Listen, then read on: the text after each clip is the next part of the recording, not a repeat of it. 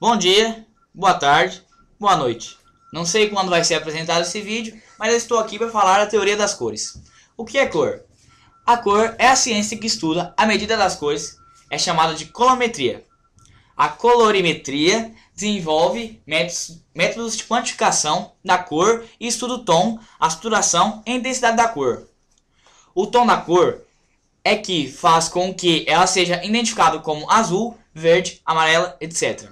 A saturação da cor mostra se a cor é natural ou pigmentada artificialmente. A intensidade caracteriza a força da cor. As cores são divididas em primárias, secundárias, terciárias e neutras. As cores primárias são vermelho, amarelo e azul. São consideradas as primeiras cores. O vermelho é a cor quente, que mostra vitalidade, energia e coragem. O amarelo é uma cor suave e alegre, que simboliza o otimismo. E o azul é a cor que dá concentração e melhora a mente. As cores secundárias são formadas pelas misturas de duas cores primárias. As cores secundárias são verde, roxo e laranja. O azul misturado com o amarelo origina o verde. O azul misturado com o vermelho origina o roxo. E o vermelho misturado com o amarelo origina o laranja. As cores terciárias resultam da mistura de uma cor primária com uma das duas cores secundárias. São todas as outras cores, como o marrom, que é a mistura de amarelo ou vermelho com preto. Cores neutras. As cores neutras são utilizadas para complementar uma cor desejada, sendo que as cores neutras têm pouco reflexo. Entre as cores neutras, podemos citar o branco, o cinza e o marrom. O branco é a luz isenta de cor, o preto é a ausência dessa cor e o cinza são a mistura do branco com o preto.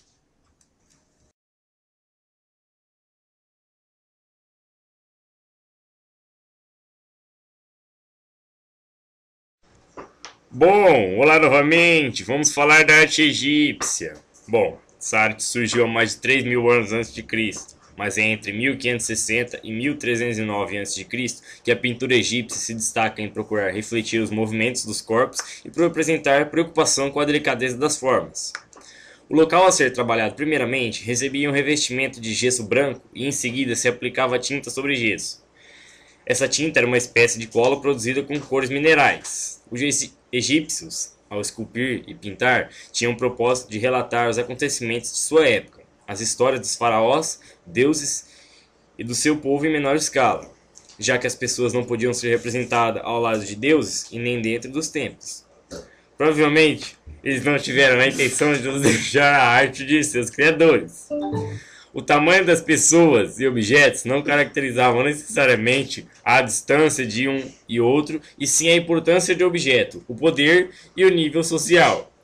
Os valores dos egípcios eram eternos e estáveis. Suas leis perduraram cerca de 6.000 anos. O faraó representava os homens junto aos deuses e os deuses junto aos homens, assim como era responsável pelo bem-estar do povo, sendo considerado também como um próprio Deus.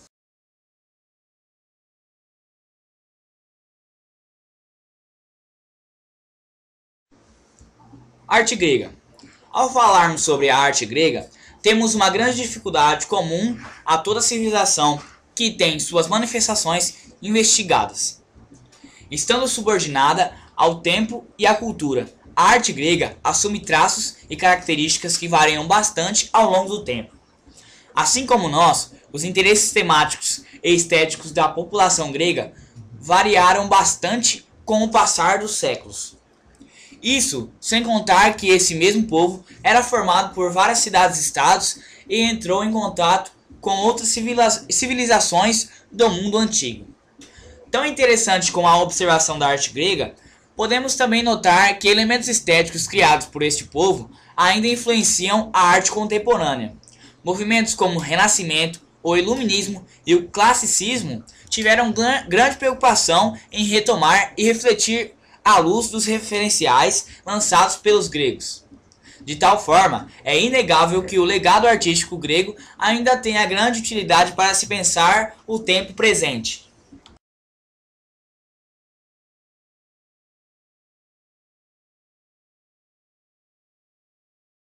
ser engraçado esse programa. Bom, agora vamos falar da arte romana. Bom, a arte romana se destacou no período que foi do século 8 a.C. ao século 4 d.C. A arte da Roma antiga foi fortemente influenciada pela cultura e pelas crenças gregas. Um exemplo disso é a própria mitologia romana, muito parecido com a mitologia grega. Foi através da arquitetura que a arte romana conseguiu maior expressão e significação histórica.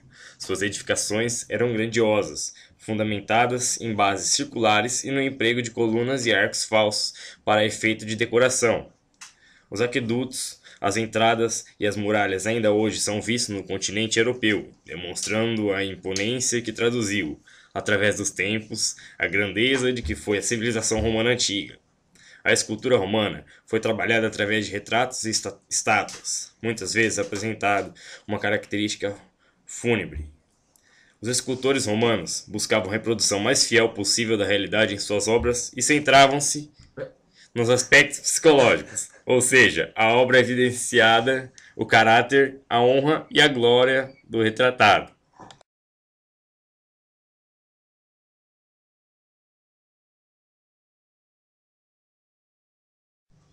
Bom, agora vamos falar da pré-história. Podemos definir a pré-história como um período anterior ao aparecimento da escrita.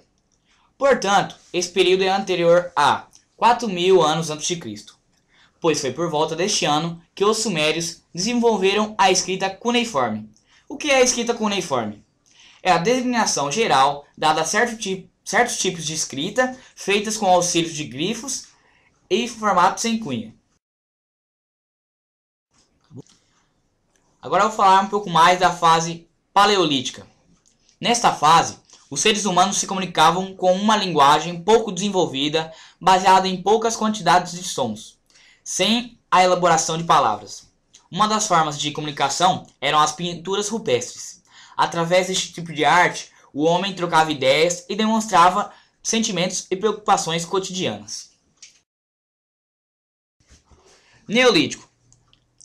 Com a sedentarização, a criação de animais e a agricultura em pleno desenvolvimento, as comunidades puderam trilhar novos caminhos. Um avanço importante foi o desenvolvimento da metalurgia, criando objetos de metais, tais como lanças, ferramentas e machados. Os homens puderam caçar melhor e produzir com mais qualidade e rapidez. A produção de excedentes agrícolas e sua armazenagem garantiam o alimento necessário para os momentos de seca ou inundações. Com mais alimentos, as comunidades foram crescendo e logo surgiu a necessidade de trocas com outras comunidades. Foi nesta época que ocorreu um intenso intercâmbio entre vilas e pequenas cidades. A divisão de trabalho dentro dessas comunidades aumentou ainda mais, dando origem ao trabalhador especializado. Idade dos metais. O que podemos frisar é que a utilização dos metais foi de fundamental importância para algumas das sociedades que surgiram durante a antiguidade.